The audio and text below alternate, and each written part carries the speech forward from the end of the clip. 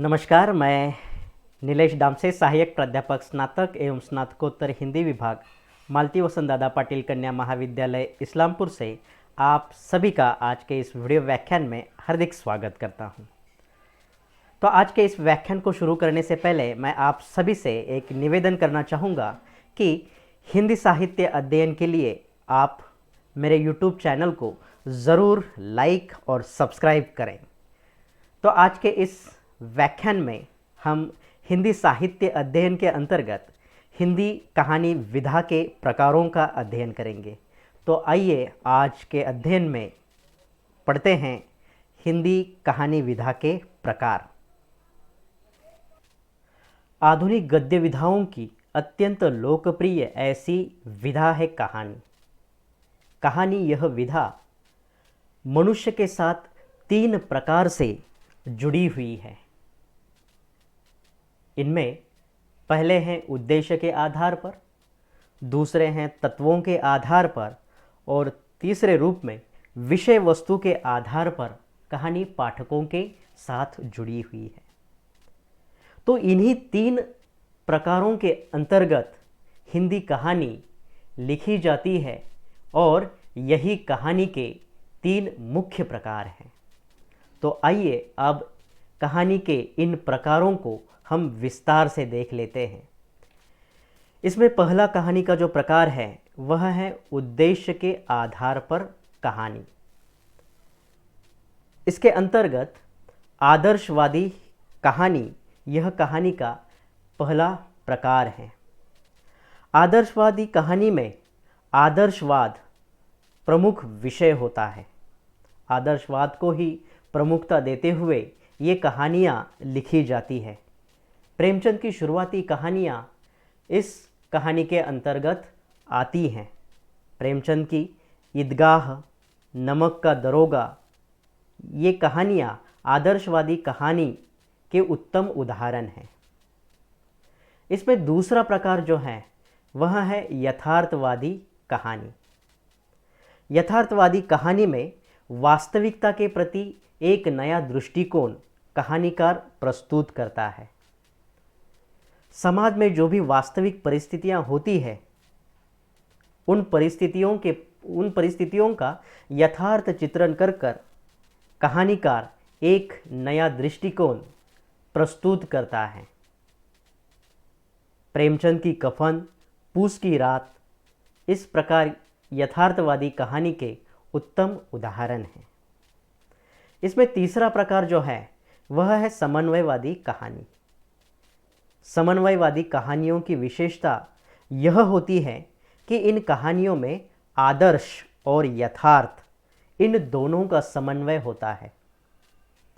आदर्श के साथ जब भी यथार्थता का चित्रण किया जाता है तब कहानीकार हमारे सामने एक नई कहानी प्रस्तुत करता है और यही कहानी समन्वयवादी कहानी कही जाती है।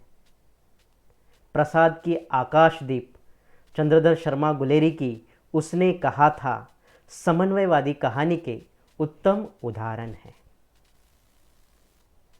तो आइए आप देखते हैं कहानी का दूसरा भेद जो है तत्वों के आधार पर कहानी के प्रकार। इसके अंतर्गत जो पहली कहानी आती है वह होती है घटना प्रधान कहानी। घटना प्रधान कहानी में कथानक या घटनाओं का वर्णन कहानीकार प्रस्तुत करता है।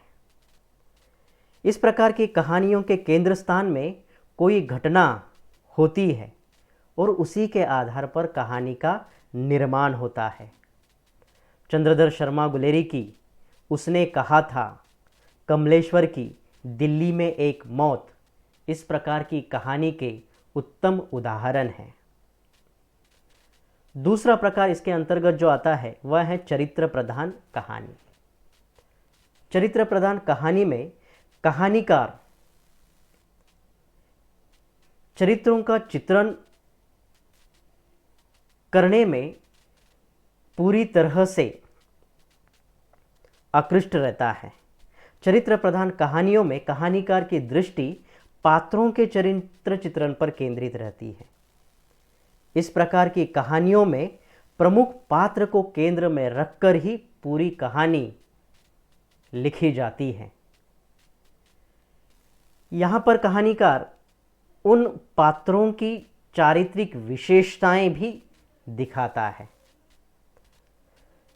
प्रेमचंद की आत्माराम, जयशंकर प्रसाद जी की मधुलिका इस प्रकार की कहानी के उत्तम उदाहरण हैं। अगला जो प्रकार है वह है वातावरण प्रधान कहानी।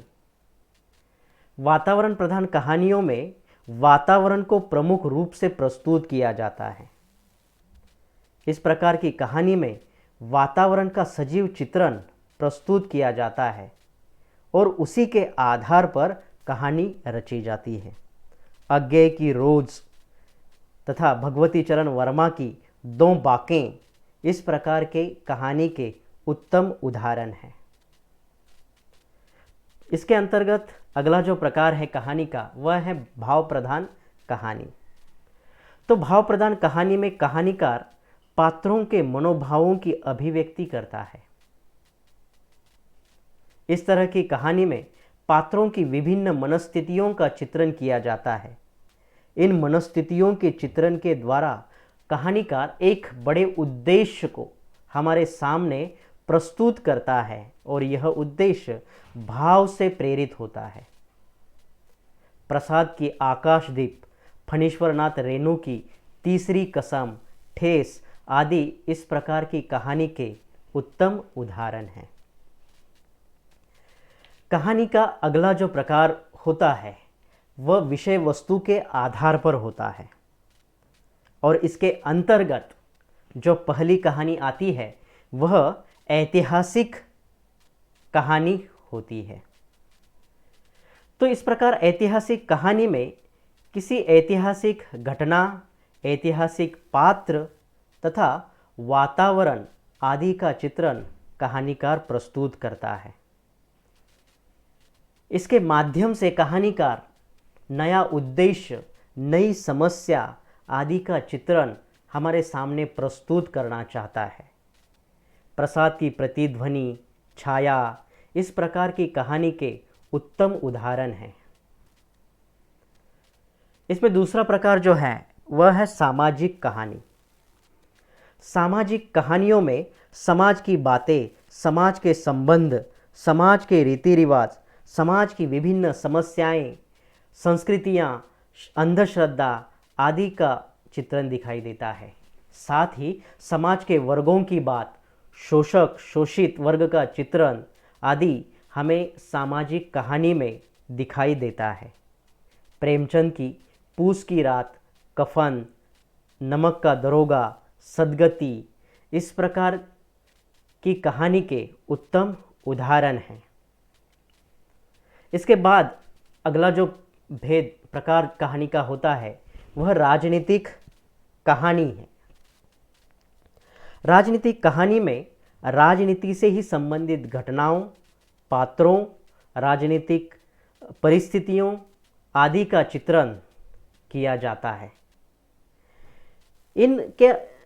इनमें से किसी एक पक्ष को लेकर कहानी रची जाती है। इस प्रकार की कहानियों के यदि उदाहरण कहें तो प्रेमचंद की शतरंज के खिलाड़ी, जैनेन्द्र की फांसी, हरिशंकर परसाई की भोलाराम का जीव आदि उत्तम उदाहरण हैं। अगला प्रकार जो इसके अंतर्गत आता है वह है धार्मिक कहानी। धार्मिक कहानी में मुख्य रूप से धर्म की बातें, धर्म की घटनाएं तथा धार्मिक आडंबरों, धार्मिक समस्याएं, धार्मिक परिस्थिति आदि का चित्रण किया जाता है। किसी एक पक्ष को लेकर कहानीकार यहाँ कहानी प्रस्तुत करता है। प्रेमचंद की सदगति इस प्रकार की कहानी का एक उत्तम उदाहरण है।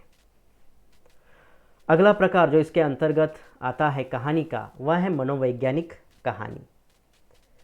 तो मनोवैज्ञानिक कहानी में मानव मन की विविध ग्रंथियों, दमित वासनाओं, अतृप्त इच्छाओं, मानव मन की विभिन्न क्रियाओं, काम वासना आदि का वर्णन किया जाता है।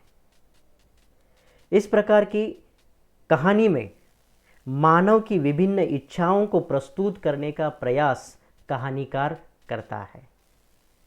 जैनेंद्र की अपना अपना भाग्य, पाजेब, पत्नी आदि इस प्रकार की कहानी के उत्तम उदाहरण हैं। इसके अंतर्गत अंतिम प्रकार जो आता है वह है जासूसी कहानी। जासूसी कहानी में जादू टोना, तिलस्मी, भूत प्रेत, जंतर मंतर आदि का वर्णन किया जाता है। इस तरह की कहानियाँ बच्चों के मनोरंजन के लिए लिखी जाती है। हम इन कहानियों को बाल कहानी भी कह सकते हैं। प्रेमचंद के पूर्व के युग में इस प्रकार की कहानियाँ बड़ी मात्रा में लिखी जाती थी। तो इस प्रकार हमने देखा कि हिंदी कहानी विधा के 3 प्रमुख प्रकार हैं। इसके अंतर्गत उद्देश्य के आधार पर, तत्वों के आधार पर और विषय वस्तु के आधार पर, इन 3 प्रमुख भेदों के अंतर्गत कहानी के विभिन्न प्रकार होते हैं। आशा है आज के इस व्याख्यान में आप कहानी के विविध प्रकारों को भली भांति समझ गए होंगे। धन्यवाद।